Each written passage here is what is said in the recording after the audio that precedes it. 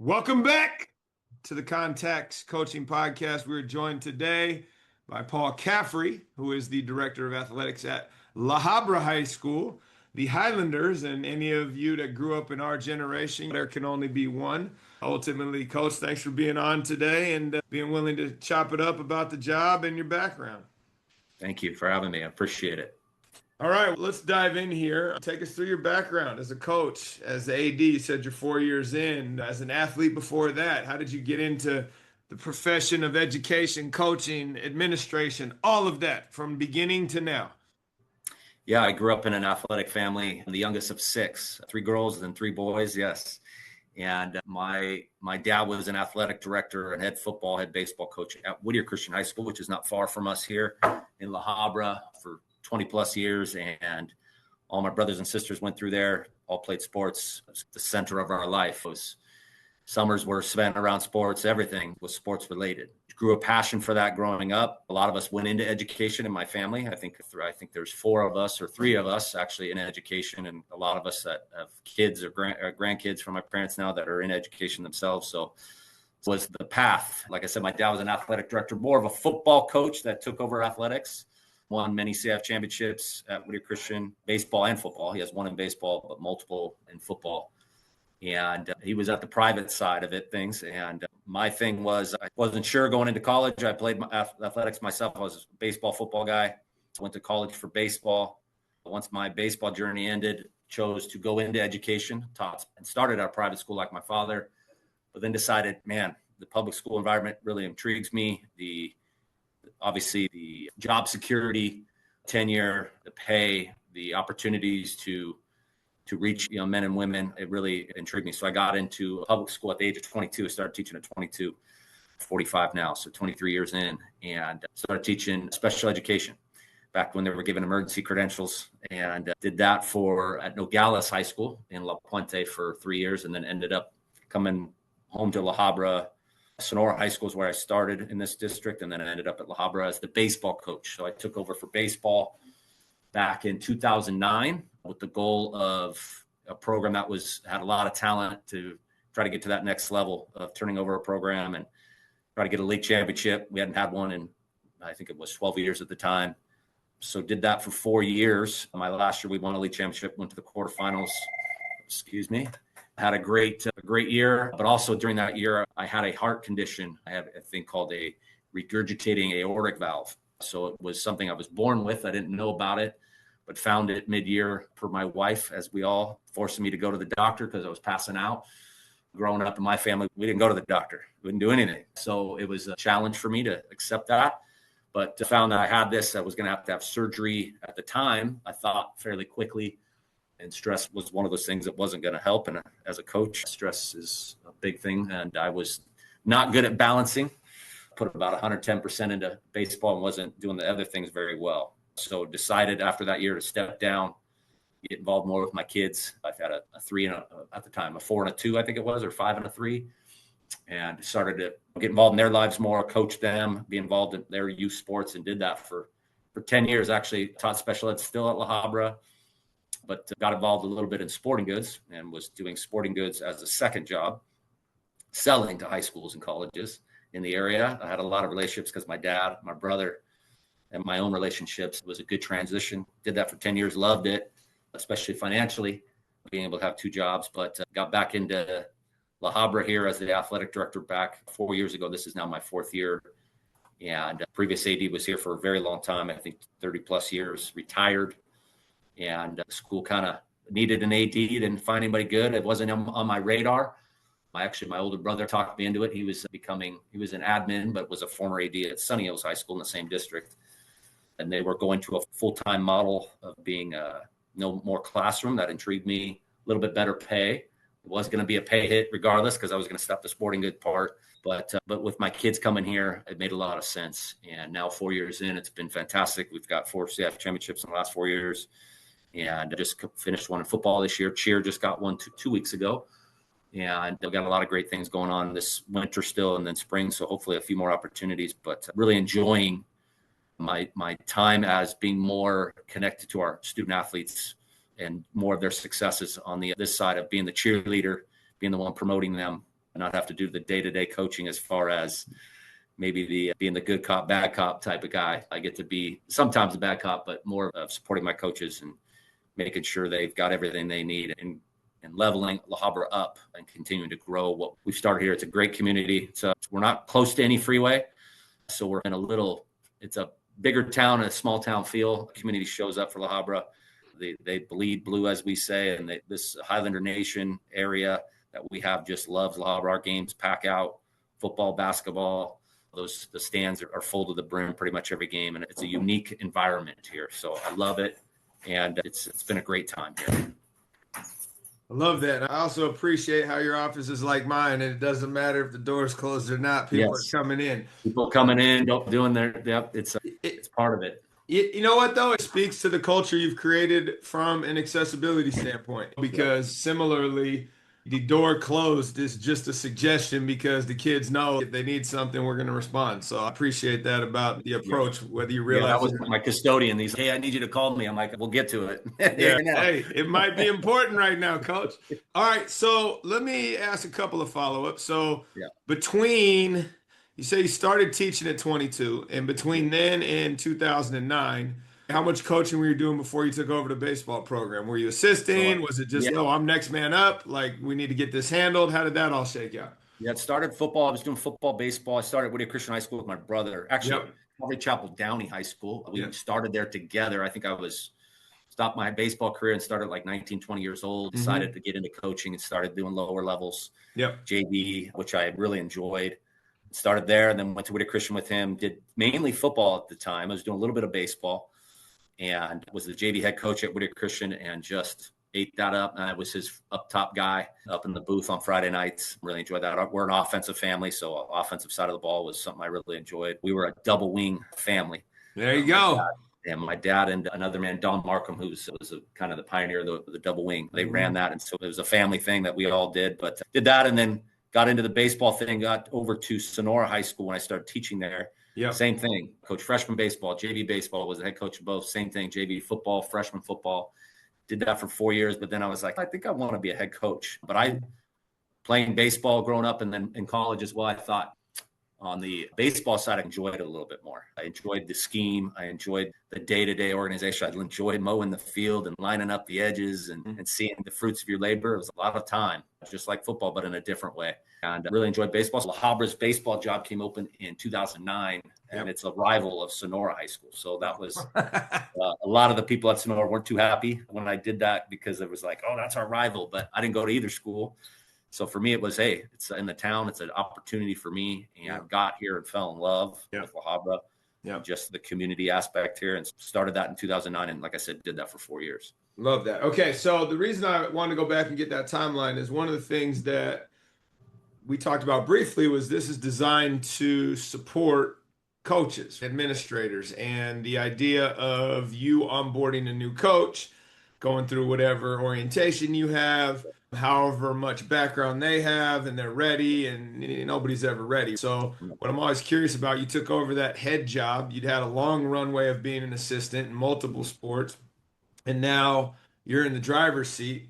And what did you realize right away that you needed to figure out? You were like, whoa, I wasn't ready for this one. And it more comes from the idea here, Coach, is you get to tell anybody that's listening, hey, 1, 2, 3, you better figure this out real quick. Yeah, I think the first part was the relationship part, not only with my players, but now I'm going from when you're an assistant, and I heard this years ago, and I've always told our assistants and coaches this still to this day, is when you're an assistant, yes, you're a big part of it. But let's say baseball, when you leave those gates and get to your car to go home, your role stops and you're moving on to family, whatever it might be. As a head coach, it doesn't end. The texts, the emails, hey, your boss, maybe your athletic director or principals, hey, the water got turned on too long on the field. You got to come back here and turn it off. Or all these different things that come up when you're the head coach now, and learning about the relationship part with the parents too. I think early on, when you're younger and a young coach, JV, you want to be friends with all the parents, and you want to let them in, and sometimes you get burned. And I think I learned that you got to be a little bit guarded. You got to let them in, but you also got to understand that not everybody's always happy with you, and that's okay. But learning that there's going to be trials and tribulations, but knowing how to I think the hardest part for me was turning that off. I really took the losses terrible, and the wins I didn't enjoy enough. And it took me, and I was young when I started. I think I was still in my 20s when I became a head coach. But it was that was the hardest part. I felt like after a loss coming back to school the next day, everybody was looking at me. And everyone was like, how did you lose to that team? Or how'd you do this? And then I realized they actually don't really care that much. They're here for you just as a person. So I think I learned that early on of just, hey, this is a full-time, no longer being an assistant. It's all on you now. And so the preparation, which we love as coaches, was the best part of it, but also being able to compartmentalize and understand that, hey, there's other people to talk to. Lean on those that have done it before you. I really got connected with some coaches, not only here at LaHabra, but more my own dad and my own brother in the family. A lot of coaches that mentored me of calling them, hey, what do you think about this situation? Or with your own assistants. I really leaned hard on that, and that I needed that support system. And I talked to our coaches all about that. My phone is always on as an AD. And I tell my coaches, like, hey, I don't care if it's 11 o'clock at night, 6 o'clock in the morning. If something's up and you're not sure, I'd rather you ask than do. And then when I'm having a conversation later about, why didn't you ask me? I wanted that as a coach myself, and I'm trying to do that as an athletic director now. Yeah, I think two things on that. Number one, you said you go to be the head coach is different. We joke over here. My former assistant, who's now the boys' head coach, texted me, I want to say late in year one, and I became a head coach tonight. And I was like, I wonder what happened. And nobody wanted to ride in my van. I was like, there you go. Very true. Because everyone used to want to ride in his van. And then now all of a sudden yep. they're like, he's got the empty one. And then the other piece, like you just mentioned, I'm calling you. I got a text from my tennis coach yesterday at 5:30. And I work at a boarding school. We live on campus. And it's, hey, can we talk? I want to check in about something. Are you available tomorrow? I said, you can come now. And he comes over to the house. We sit down. We hash it out. It's like, all right, I'll see you later. But to your that same thing this morning, I had my softball coach, and the most random one, he's talking to me about what to do for media day. And I said, media day? Yeah. I said, man, that's not something I ever had. Yep. That's a new thing. And I said, that's on you, man. I back you up, whatever you want to do. But yeah, that's not a question I worry about too much. Exactly. All right. So same question. 4 years ago, you had never been in athletic administration. You hadn't been coaching for a while. And now you're going to go be the AD.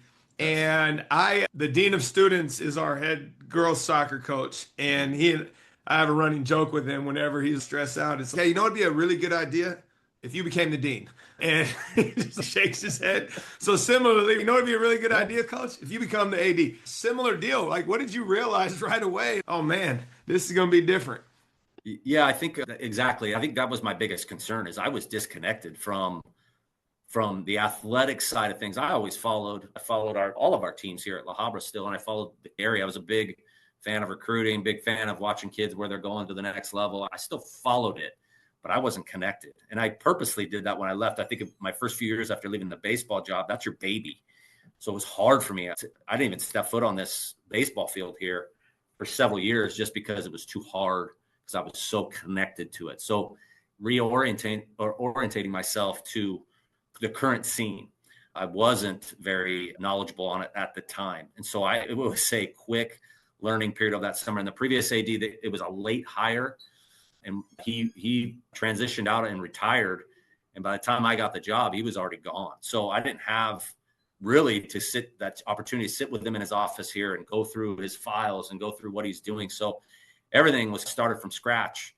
So I learned real quickly of just putting systems in place. And I still feel like it's taken me 4 years to get to that point of understanding CIF regulation, understanding the blue book, understanding transfers, understanding the ins and outs, clearances, scheduling, contracts, all the different things we do on a day-to-day as an athletic director.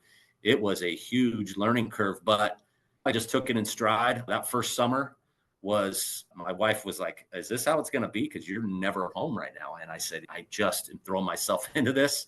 And I got a lot to figure out. A lot of it more was just meeting with my coaches and building those relationships. So I think year one, I told them, listen, I might not have the answer right away, but I'm going to tell you, I'm going to get you an answer. And so ask me and I'll get to you and make sure I get back to you on an answer. And you know what? I might give you the wrong answer right away, but we're going to learn together. So I think my coaches were patient. They knew I was knee deep into it. They asked me constantly, hey, do you live here? Because you're here at 7 a.m. and it's 9 o'clock at night at the basketball game and you're still here. And I said, yeah, I pretty much do right now. But, and I've been okay with that. It's gotten better. Year 4, I think I'm trying to spend a little bit less time here, but it takes time. That's the job, though. I think people Exactly. get it twisted, and it's I teach till whatever time, and maybe I hang around for a while and I go home, and yet we're on a 16-hour workday, and people are like, "Why are you here?" So that's the job. That's what we signed up for. So I appreciate that. So in that vein, right? Systems. What was missing, and what have you implemented that's had the biggest bang for your buck that you would offer our AD colleagues in regards to like simple systems you can put in place that gets you the most return on investment and claws back some time for you? Yeah, I think the buy-in and systems, as far as for me, and I've got a lot of different systems that we've created, obviously with email and all the different things they have now, as far as just creating a lot of an orientation type of packet for all of our coaches that they have. And all those things are great. I've got tons of them now that my coaches have access to. A branding guide that different things that we do on our campus. We're a Nike school, so we talk a lot about our colors and what we wear, what's acceptable, not acceptable. So we've got a ton of systems, but I think the biggest part was the buy-in and getting our coaches to realize that my number one goal is, first of all, supporting them, but also improving the athlete experience. So some things I think that we've done here and have really taken off is just getting the students more involved on this campus. So we start the year with this thing called like an athlete social.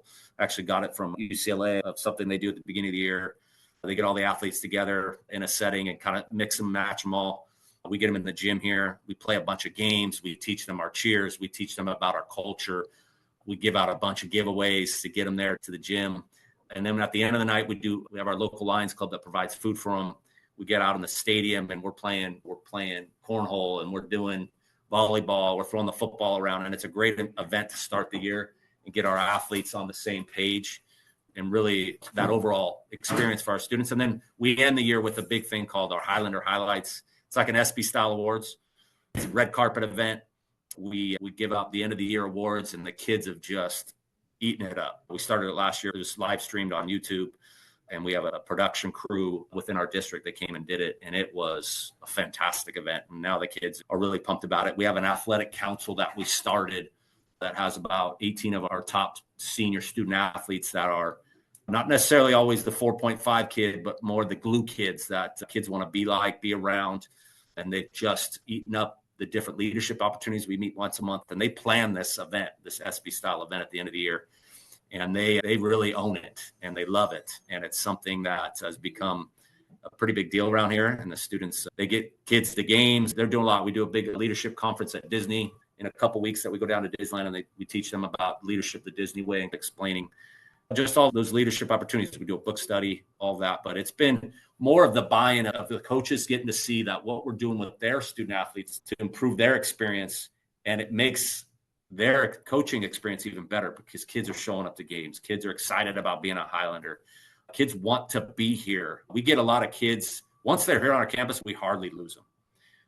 We don't get a lot of transfers out. We get a lot of transfers in, but the kids, once they're here, they're like, oh man, the culture here is different. And I think that for me is number one, is building that culture. And it's a system of, hey, what are we doing to connect our kids early on so that they feel connected to being a student athlete? We have 1,800 students, and I think we've got like 1,100, 1,200 student athletes. So we're in that 60-70% range of we got a lot of athletes on this campus, and so that culture is a big part of that. And so it's been something that's important to me, and that is ingrained in our coaches, our student athletes, just all around the campus. And we got a principal that was a former athletic director himself, so he's a huge support as well of really increasing that student culture on the campus. Oh, that's awesome. 1,200 out of 1,800 at a big school like that is really impressive. How many would you say are still able to be multi-sport kids? I think that's the thing we're most proud of here is we are and I track that. We've got a lot of 3-sport, like for instance, here, a great example. I have a girl soccer player. She's a stud girl soccer player. She's probably going to be a Division I player, maybe D2, something like that. But she's playing girls basketball during the same season. She'll gut off the field at 6 o'clock, 6:30, go into the gym. I saw this with a game we played recently. It was a away game. Luckily, the game worked out where soccer and basketball playing at the same site. She ran into the gym at halftime, threw off her clothes, put on her basketball uniform, and started. Sorry, the announcements are going off, man. We might want to pause it for 3 minutes, just because it's going to take about 3 minutes of announcements. Sorry. We are back. So this gal's coming in at halftime, putting on her basketball uniform, and yeah, and so she literally within a minute, she's in the game and she's loving it. She is eating it up, getting rebounds. She's a little bit of a taller girl, actually, for soccer. She's a defender for us. And so that kind of mentality, it goes across all sports here. We have multiple Division I type players that play other sports that love just being a part of other sports. We got a girls softball player that goes from flag football to girls basketball, and probably going to be playing softball in college on Saturdays and Sundays. And she loves it all, and she's continuing to do it, even though, yeah, there's a possibility she could get hurt or hurts her recruiting chances, things like that, but she keeps doing it. I just love it. And it's always been a thing here. It was one of the things that attracted me to LaHabra High School is even when I was coaching baseball, most of my kids I didn't get until January, February at that time. And I love that part because, to be honest, for me, that was a refreshing from those kids that I had all year, that the kids came in February. They had a different mentality. They weren't sick of hearing me for the last 5 months. And I think it's really important for that well-rounded athlete. I remember Urban Meyer always saying when he was at Florida of the type of players he recruited, and he wanted that multi-sport athlete. I know a lot of college coaches still look for that.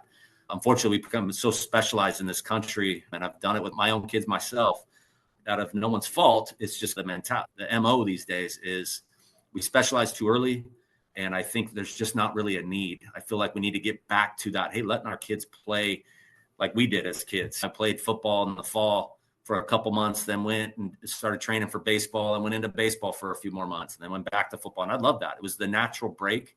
And now we're asking these kids to, let's say, play softball for 11 and a half months a year and get 2 weeks off in the summer and then maybe a week off at Christmas. And you're expecting them to love the game. You're seeing more and more burnout because of that. And so we really promote doing other things here. And I think the kids buy into it and love it because of that. And we're not asking them to specialize one way or another.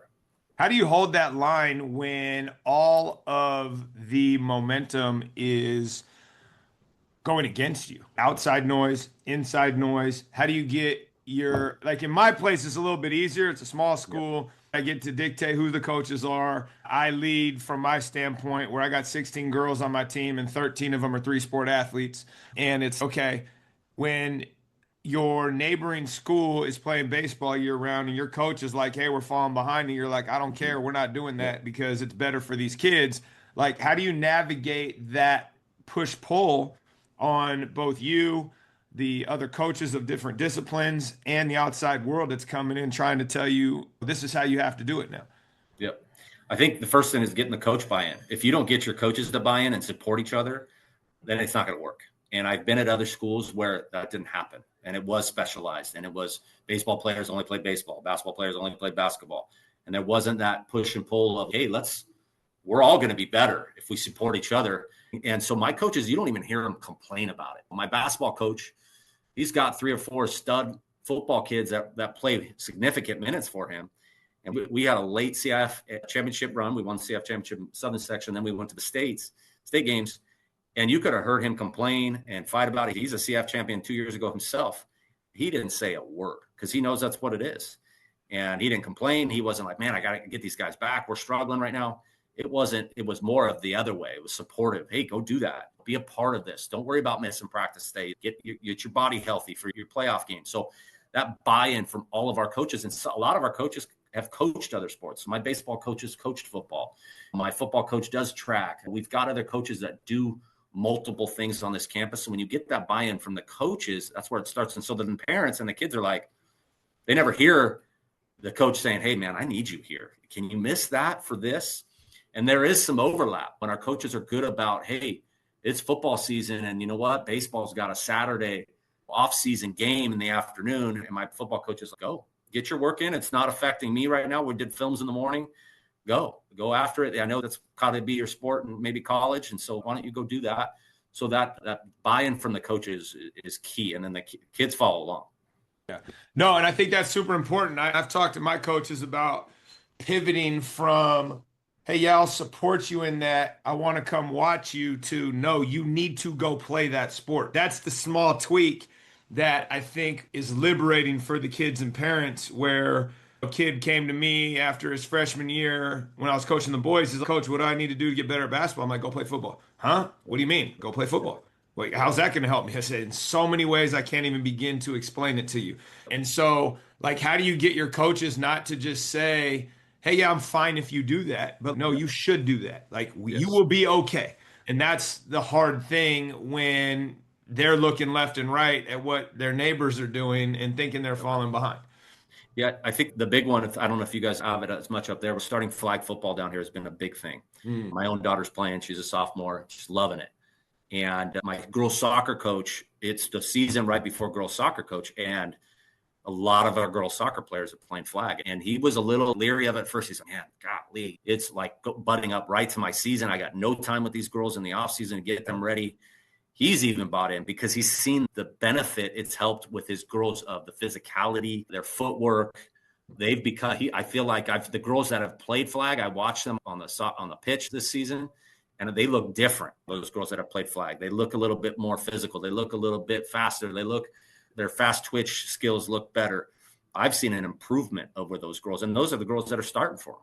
Yeah. So I actually think it has a positive impact. And like I said, he's bought in, and most of our coaches in it, and they preach that. Hey, it's okay. Don't worry about it if you're going to miss it. Like this, you're in season right now. Focus on that. When I get you, it's full go here. Yeah. But transition from one to the next is pretty seamless. Yeah, no, that's a tough pivot for some. Let's talk a little bit about this time spent in the rep space and what you were able to bring with you back into the sports specific space, and give a little color for people that don't understand what you're talking about. I do, but I'm curious, right? You got a lot of exposure to things that you probably weren't as familiar with in regards to specific sports, in regards to coaching personalities, in regards to navigating budgets, right? Like, how did that time now inform what you're doing? Yeah, I think actually that was probably the most valuable. I never would have thought what I was doing would relay to what I'm doing now. That 10 years in sporting goods was a huge impact on what I'm doing now, because it did. It's a relationship, just like anything. And I preach that to our kids about building relationships, great relationships, and outwork everybody. And I think if you have those two things, you're going to do well in life. And I was just talking to a coach about that today. But those relationships first in the sporting good world, it helped. First, when I became an AD, I got to lean a lot of other ADs and being like, hey, what do you think about this? And I'm looking at this journey. Do you think I would do well in it? How do you go? Yeah, I think you'd be fantastic. And so those relationships helped a lot, first and foremost. But then I think the biggest part of it was, you're right, the budgeting, understanding what coaches need and what they want. Having the branding part was huge. The school had pretty much zero branding going on this campus. And I understood that side of the world of like, how do we connect with a brand? How do we connect our colors? How do we connect our logos? Getting that splattered all over our campus. And you see all over this campus now in the last 4 years of logos everywhere, promoting specific sports, putting up our championships, having a real clear vision on this campus as far as what the gym looks like, what the football field looks like, of everywhere you go. And I tell our kids, I want to see in the community the LH. I want to see our Highlanders logo. I want to see parents wearing it everywhere. So giving that access to the parents, because it does. When kids see that at a young age, you go, man, I'm seeing that LH everywhere. I was at this grocery store, and I live in this community as well. Of that part of it has been bigger than I thought it would be. And people have really bought into that. And the fact that we're a Nike school, and the kids take a lot of pride in that as well. Of being a Nike school for us was a big deal. Of one of the only few schools in the North Orange County area. So I think that part of it, of understanding what our coaches need, what a campus branding package can do for a school as far as the culture, the pride, the parent involvement has been way more impactful than I ever thought it would be. So I think that part has really helped me. Good. Can you give a quick pitch to those that aren't familiar with that? Because when I took over as the AD, the first thing I did was put out an RFP for new vendors and redid our branding. And now I teach a class at the state conference every other year on branding and ultimately the why. But more importantly, it's okay, if you're a new AD, and you come in and currently it's super piecemeal, right? Like your Yep. baseball coach works with Jimmy and the Yep. volleyball Yep. coach works with Jenny, and ultimately Mhm. like they're bringing in stuff and it's Yep. not always standardized. Like how would a new AD, number one, assess, evaluate, and then solve, right? What solutions exist for them to tackle what you and I look at as low-hanging fruit, but maybe like too big to wrap their head around right now? Yep. I think for first and foremost, the fact that I had 10 years in sporting goods, they trusted me right away. They knew that I knew the game on that side of things and how that works and how it could benefit us. So like my pitch to my coaches was like, listen, if you trust me with this, it will benefit you in the long run with pricing, possible giveaways, possible things our reps can do for us. If we're all under one umbrella, this makes a lot more sense for us as a campus. So I hook up my coaches with polos and jackets and hats, and they're geared up. They know they're going to get a ton of stuff from me, as well as their assistants. And that was a big part of that because, hey, we got to all be on the same page here. But the thing I noticed right away, like you said, was everybody had a different vendor and everybody was getting priced out of different things, and all their colors weren't the same. And our logos we had 5 different LHs, and we had random logos that certain programs had. This isn't even a Highlander. Like, where'd you get this? So that had to change right away. And the coaches, luckily, like I said, gave me that trust, and I got them all on board. And now, and I tell them, come to me. I'll help you with your ordering. I'll help you with understanding what's available, what's in stock, what looks good, what doesn't look good, how to improve your overall look, what equipment you might need. So let's sit down and talk with it. And I still geek out on it, to be honest with you. I still enjoy that part. And so the trust behind that, and then my administrators got behind it, my school counselors, my department heads. Now everybody's reaching out to me, and the school put me in charge of marketing now, add it to the list of things to do. And so now everything on this campus has got to go through me. We've done a complete rebrand and now have come up with a different logo for pretty much every program. So our AP Heritage program, which is for our high academic kids, has a specific logo. Our FPFA, our Fire Police Forensic Academy, has a whole new logo. Our Marketing and Business Academy, our FFA for the farming. Everybody is now bought into that, and we've got fantastic branding on this campus where now people can use that, reproduce it. We've got the high quality images, and now we're creating wraps for rooms and when we do meetings and backdrops and all these different things. And it's increased exposure in our signing days when we do those in the spring. We do a huge signing day event. And now with all the branding that we have, it's what I always say is that collegiate look. We want to be collegiate, and we want to look the part, dress the part, and be the part, because if we are portraying that, people are going to want to be a part of it. And so I think all of our vets have a very high quality to it. There's no more ragtag. We're throwing it together of just, hey, put a quick black backdrop behind that and throw some flowers out there. No, if we're going to do this, we're going to do it. And so I think everybody's bought into that part of it. So how would a new AD go about setting up an all-school deal in 5-second version for someone that's not familiar with the space? Yeah, talking to other ADs locally, first of all, see what they do. Talking to those that, hey, man, I was on this campus and I saw their branding is fantastic. Reach out to those types of ADs and see what they do. But then get in contact with your local. Oh, it doesn't even have to be local, but there's some big dogs out there, the BSNs, the Game Ones. I don't know what you guys have up in NorCal, but those are big down here. And of talking to the rep, finding a rep, first of all, that's going to service you. Fantastic. That service is number one. And I always say that they can give us everything under the sun, but if the service isn't there, it doesn't matter. So a rep that can service you and give you high quality service, then that will translate to finding out what really works for you as a campus, what they can do for you, because you got to be valued as well. It's not the other way around. It's you got to be the value. And if you're the value, they'll come in droves to got to get your campus. So LaHabra's become that here. Is we get a lot of attention from outside vendors of, hey, we want your business and what can we do to secure your business? Yeah. And I would echo that. It's figure out what's out there. The two you mentioned have pretty much bullied everybody else into submission at this point. But within that, there are microcosms of who the rep is, like you said, and you got to have somebody that is a partner with you, that prioritizes you and make sure that you are being met where you are, rather than I am essentially like a sports agent and I'm number 52 on the list. Absolutely. You gotta be number 1, 2, 3 to try to make sure that you're getting served in the way that you need to be. Yeah, as a former rep, I used to always say you got to treat that $10 client like the $10 million client. Yeah. because you never know what that one t-shirt order can turn into. And if you provide good service, they're going to come back. No matter, a lot of people aren't asking pricing. They want service. And if you give great service, you'll have customers for life. And so we've got a really good rep here, and that does a fantastic job, knows the priority here. So we do a lot of cool things throughout the year. As far as our football team went to the championship, we hooked them up with all new warm-ups. Yeah. And guess what? Our cheer team goes to the CF championship, got them all new warm-ups. And the kids love that stuff. Yeah. And eat it up. So now everybody wants to go to a CF championship to get some cool gear. Hey, I'm okay with that. Yeah, they take care of winners. Right. In regards to your involvement beyond the site, right? So we got connected through the Athletic Director Association, essentially.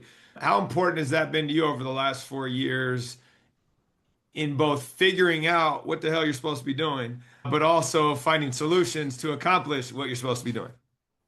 Yeah. Can you expand a little bit better? I missed the first part of that, so I wanted to understand that a little better.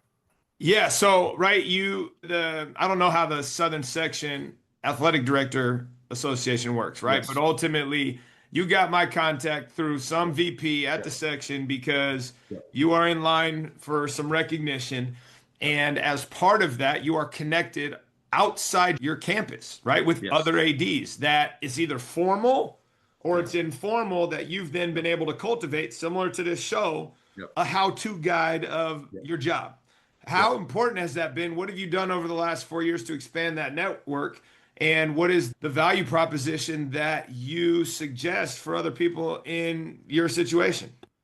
Yeah, I think that might be actually my favorite question so far, is because that's high value to me. Like paramount is those relationships with those other ADs. Is I've had a couple key mentors that have been people I've always looked up to, even before I was an AD I knew of. And then their ability to just bring me in and ask any questions, calling me sometimes out of the blue, just checking in on me. No question was a dumb question. So I've had some key ones here in the Southern Section. Alicia Sievers over at Orange High School. She's on the committee to CIF here in Southern Section. Our president of the Century Conference, we're 15 teams in the Century Conference. Ray Elliott has been a huge help from El Dorado High School, has been a huge mentor of mine as well. And just really leaning on those people and there's tons more. I could list 15 more, but that has been the best part of this job, is the camaraderie. I think we love that as coaches. And when we stop coaching, I think that's the first thing we miss. And now being in that athletic director room with all these fantastic these across Southern California and now throughout the state, getting to learn, meet new people has been the best part of this job, of just those relationships of, hey, I got this parent that's giving me this fit. What would you do? Or, hey, I'm dealing with this situation. How do you handle it? And then being able to now in year 4, I get ADs that come on our campus and go, hey man, your branding, or hey, this Highlander Highlights event, can you tell me what you're doing? And for me, at first I was like holding on to that. Year 1, 2, I was like, I'm not telling you this. This is mine. Now it's here, take it, sharing it all out, because it's obviously an honor. It's that brotherhood that we've all been a part of sharing out what we do, because nothing I have is necessarily original. I got it from somebody else. Or I thought about it from this guy doing this. I'm like, oh, I like that. Let's do it this way here. So I think that's the biggest part of this, is being able to build that camaraderie with each other and share what goes good on your campus. So that might not work somewhere else, or somebody that's doing something great there. Like, hey, can you tell me how you're doing this here? Because I love what you're doing with this Hall of Fame event that you're doing, or this event that you ran. I saw it on social media, and man, can you share how you did that? And then it's that give and take. So that's been the best part of this job. Yeah, it's funny. So I was at the national conference and bumped into a guy that was sitting at a table by himself, and I waved, universal head nod, and reflected. I was like, it's not nice. Let me go sit down and chat with this guy. Brand new, on the job for 4 days.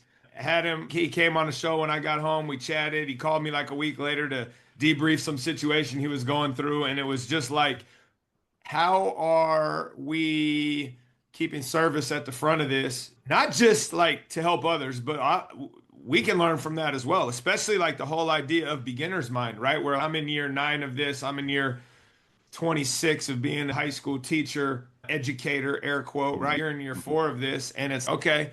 You are looking at things through a completely different lens than I am. And how can I mine your experience for information and for feedback that I'm not necessarily getting on my own? And I think that is where expanding your network does wonders for us. Yeah. Let me ask this. So yesterday, I was talking to my soccer coach again about some soccer stuff, and Hmm. he's also the dean. We were dealing with something, and I'd gone into the office. He was busy, grabbed a soda and left. And then we ended up connecting later, and he's like, "Hey, can I give you some feedback?" I'm like, "Absolutely." He's, "Can you like say hello to people when you come in the office? Don't just come in there and grab a soda and leave." And he's like, "No, it's not ill-intended, but it's received a certain way." I said, "Absolutely." Yeah, didn't even think about it. And it's Yep. number one, I didn't come in there and grab a soda. I came in there to see you and you were busy. I was there. I might as well get one. Yep. But yeah, you're Yep. right. It's like I am so mission driven, like half the time of like just I'm working on something Yep. that I don't stop to always reflect on how my behaviors, let's call them, are impacting other people for good or for bad. All of that to say, give me something that Yep. someone's brought to you in a similar vein where you're just like, oh yeah, my bad. Yeah, and I think you just basically called me out on the exact same thing. That is me to a T. Is I walk with a purpose, and I walk with the mentality of sometimes can be unapproachable because I'm just so thinking about where I'm headed and what I need to do that I sometimes, my wife always says, "Can you slow down and smell the road?" Even when we're walking on a weekend at the mall or wherever it might be, she's always slow down, and that's more of a life thing for me. As I sometimes my office secretaries, I love them to death. I have two females up there that are just fantastic women, and they put me in my place often. I tell my wife, "You do it at home, and I get it from them here." And but it's great because they'll constantly be like, "Hey, can you get off your phone for a second?" Because I might be texting a coach or I might be checking an email, and I'm constantly got that thing attached to me, whether it's social media, whatever it might be. I'm always in the hurry to do the next thing.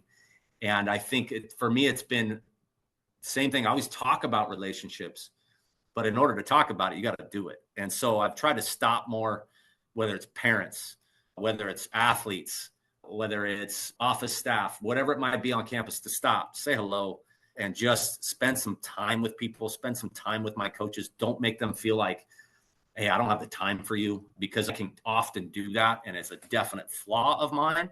It can be a positive too, because I do feel like I'm very efficient.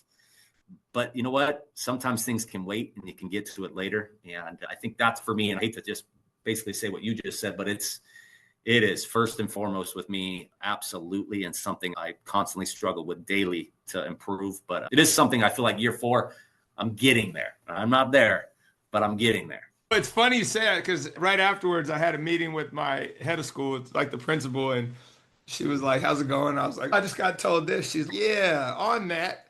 When you're at a game, you should also Yeah. like try to talk to some of the parents and say hello. And Yep. you're a senior level administrator, like being accessible is a good Yep. thing." And I'm like, Yeah. "Yeah, okay," because I just over by the benches, hang out, I Yep. watch from there, and Yep. I'm working while I'm watching the game. And it's again like one on one, like no problems whatsoever, but I veer away from like the large group settings because it's Mhm. uncomfortable and awkward. And it's like, all right, hey, that's twice in one day where it's, listen, beyond your small group gatherings, you have to figure out a way to engage people in passing. And it's okay. Yes. All right, Yep. good feedback. I think that probably come from the coaching side of us. I think somewhere down the road we got burned somewhere, and I think sometimes those big group settings like that, I'm the same way, as where I'm afraid of what parent might come up and start complaining about something. And I told myself, like, listen, it's not always the case. Give people a chance, and maybe there's something positive that comes out. And it happened to me last night. We had a parade to the city hall for our CIF champion football team.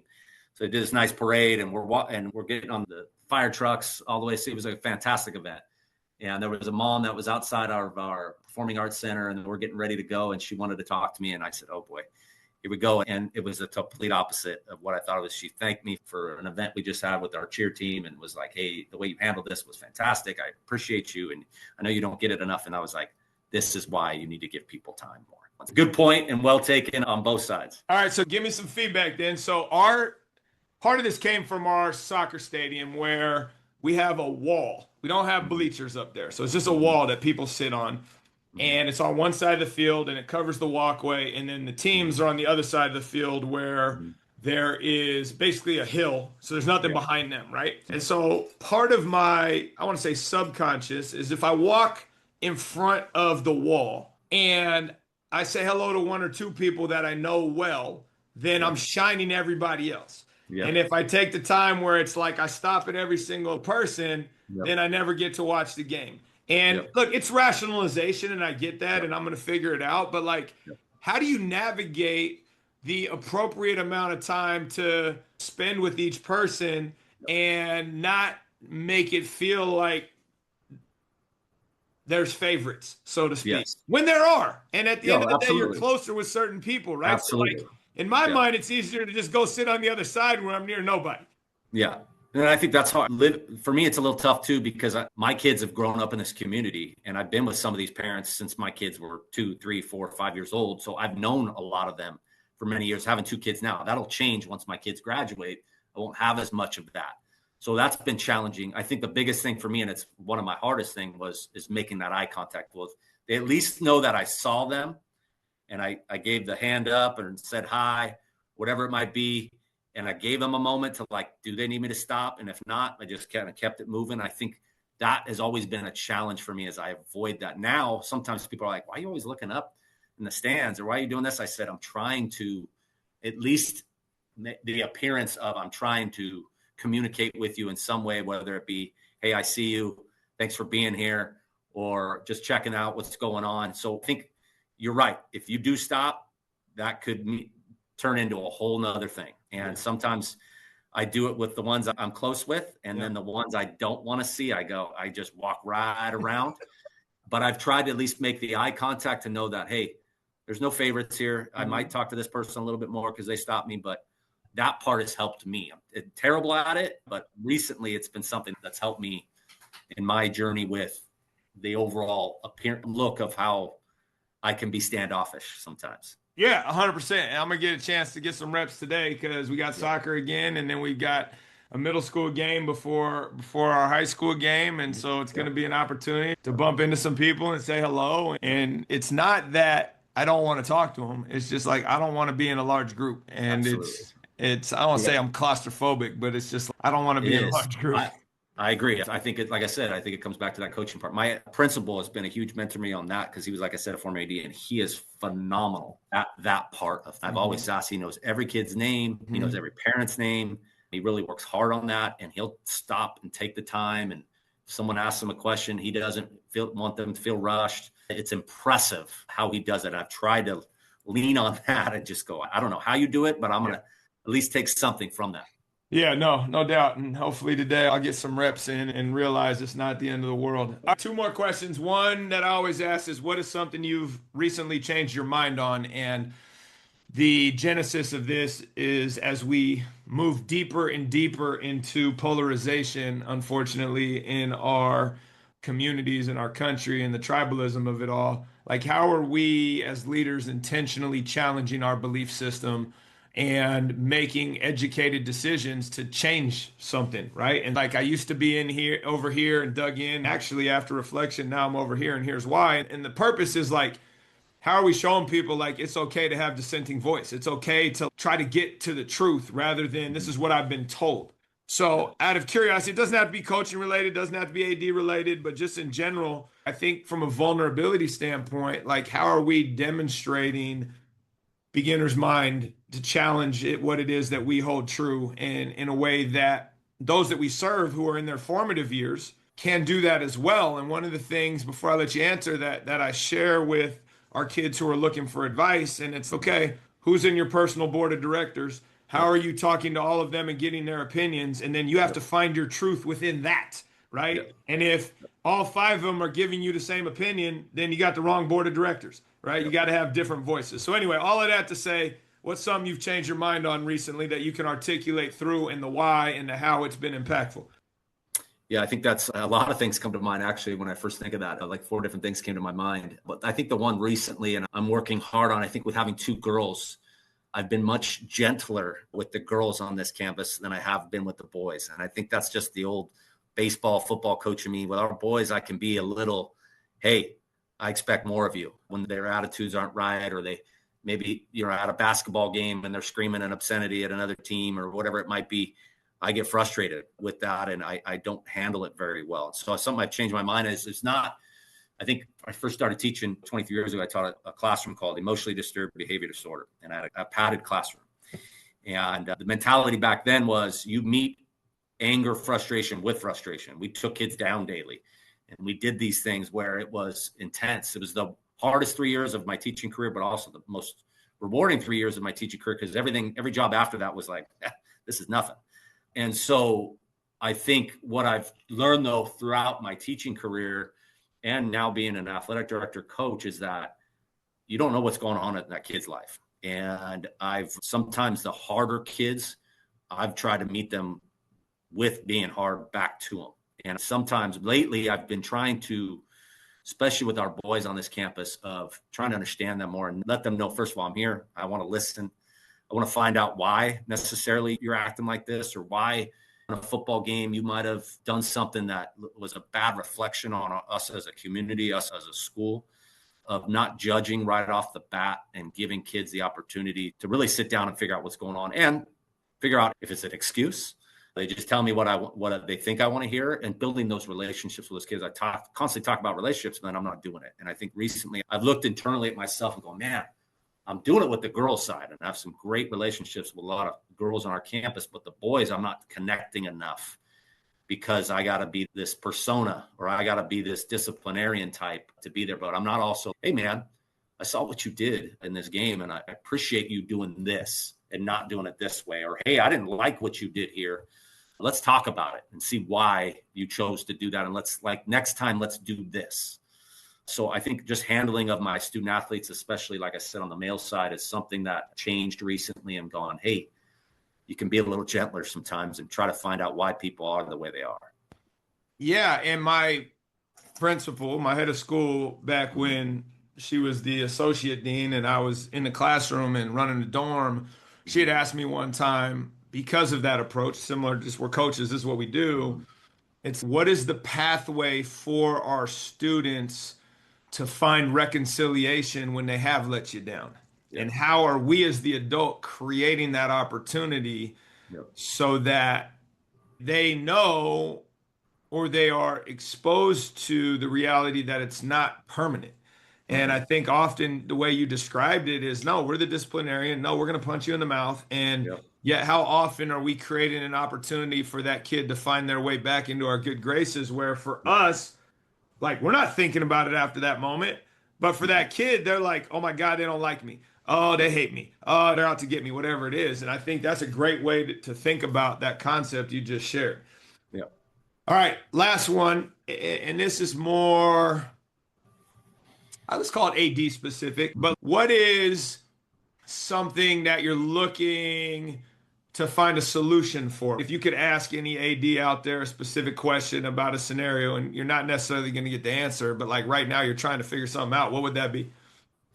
I think the biggest thing is evaluating our coaches. Something I'm struggling with as far as what is the criteria I'm looking at, and that's changed over my 4 years. I've always said it's not about wins and losses, but let's be honest, sometimes it is about the wins and losses and how we win and lose. And so I think evaluating my coaches is harder than ever to find good quality coaches and people that not only want to coach, but are committed to coaching and staying for a while and building a program and doing all the necessary. I have a criteria for all my coaches of things that we non-negotiables as coaches. And first of all is investing in our athletes and building a program, but that from the bottom up of we're doing the feeder teams, and we're running camps, we're running clinics, we're connecting with our community, we're running off-season programs. We have to. And I understand some of these good kids, coaches coach other sports. Those are different scenarios, but evaluating where we are in the scheme of, and I always said this I heard this from my dad years ago and my brother then, it was that 3 to 5 year plan. When you're taking over a program,